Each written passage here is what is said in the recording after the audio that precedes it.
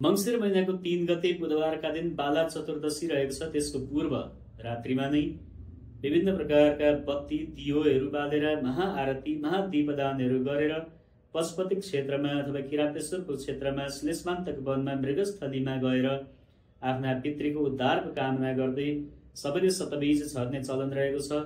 सतबीज भन्नाले तपाईँले धान गहुँ जौ मास मुङ कग्नु अथवा तिल आदि छरेर पितृहरूको उद्धार कामना गर्न सक्नुहुन्छ। यस्ता खालका सतबीजहरू छर्नाले हामीले चाहिँ त्यो बीजहरू उम्रेर फलेर गयो भने हाम्रा पितृ अथवा हामीले पनि परलोकमा सुख शान्ति पाउँछौँ र भोजन प्रसाद ग्रहण गर्न सक्छौँ भन्ने पनि मान्यता लौकिक मान्यताहरू रहेका छन्। जे भए पनि अन्नदान गर्नुहोस्, आफूले सकेका वस्तुहरू दान गर्नुहोस्, वस्त्र दान गर्नुहोस्, दान महादान गर्नुहोस्, जति सक्नुहुन्छ त्यति गर्नुहोस्। तपाईँको र तपाईँका पितृहरूको उद्धार हुनेछ अवश्य पनि। जुन चाहिँ एउटा समयमा भगवान शिव कैलाशबाट हराउनु भयो र माता पार्वती खोज्दै आउँदा गौरीघाटमा बसेर भगवान शिवको ध्यान गर्दै जाँदाखेरि थाहा पाउनु भयो कि भगवान शिव त हरिण बनेर घुम्दै हुनुहुँदो रहेछ, मृग बनेर मृगस्थलीमा श्लेषमान्तक वनमा। र माताले विचार गर्नुभयो हरिणलाई कसरी लोभ्याउने भन्दा त्यहाँ उपलब्ध चिजहरू अन्नहरू सप्तबीजहरू सप्तधान्यहरू त्यहाँ छर्दै जानुभयो। बिस्तारै बिस्तारै हरिणको मृगको झुन्ड त्यतै आयो त्यो खानको लागि र माता पार्वतीलाई चाहिँ चिन्न सजिलो भयो भोलेनाथलाई। त्यहाँ भोलेनाथ पनि नजिकै आउनुभयो, मृगरूपी भोलेनाथ, र माता पार्वतीसँग भेट भयो। उहाँहरूका चाहिँ संवाद भयो, पछाडि मिलन भयो भगवान शिव र पार्वतीको।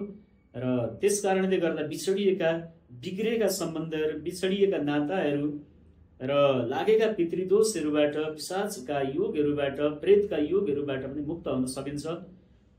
जसले चाहिँ पशुपति क्षेत्रमा श्लेषमान्तक वनको क्षेत्रमा मृगस्थलीमा किरातेश्वर महादेवका आसपास अथवा अन्य कुनै पनि शिवालय अथवा पशुपति आर्यघाटका नजिकै कतै गएर पनि हामीले चाहिँ सप्तबीजहरू छर्न सक्छौँ। त्यसै गरी पूर्वमा हलेसी महादेव रहेका छन्। शिव पुराण अथवा स्कन्द पुराणहरूमा पनि विभिन्न प्रकारले व्याख्या गरेको पाइन्छ यसको बारेमा। जस्तै कि जो व्यक्ति यस दिन कैलाश क्षेत्रमा जान्छ, पशुपतिको वरपर जान्छ, श्लेषमान्तक वन आदिमा जान्छ अथवा गौरीघाट गुह्येश्वरी आदिको क्षेत्रमा गएर सप्तबीज छर्छ, भुवनेश्वरी उमाकुण्डको क्षेत्रमा गएर सप्तबीजको रोपण गर्दछ अथवा छर्दछ। त्यसै गरी जो चाहिँ गोकर्णेश्वरमा गएर पनि छर्न सक्छ अथवा जान्छ, यसका सम्पूर्ण पितृहरूको चाहिँ उद्धार हुन्छ।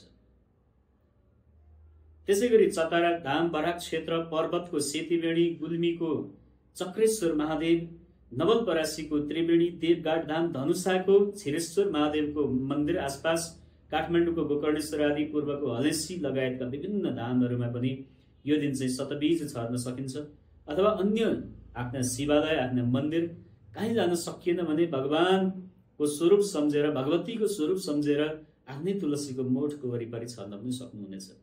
यदि तपाईँ असमर्थ हुनुहुन्छ, कहीँ जान सक्नु भएन भने गौशालाका आसपास अथवा तुलसीको मठको छेउछाउ कुनै पनि शिवालय आदिको छेउछाउमा गएर सतबीज छर्ने, सप्तबीज छर्ने र सकेको भोजन प्रसाद आदि ग्रहण गर्ने र गराउने। यसो गर्नाले सम्पूर्ण पितृदोषहरूबाट मुक्त भएर सुख शान्ति समृद्धि ऐश्वर्य प्राप्त गर्न सक्नुहुनेछ। पितृ दोषले व्याप्त हुनुभएका जति कार्य अगाडि बढाउन खोजे पनि बढाउन एकदमै गाह्रो भइरहेका व्यक्तिले पनि यो समयमा पितृ उद्धारका लागि यस्तो खालको कामना गर्न सक्नुहुन्छ।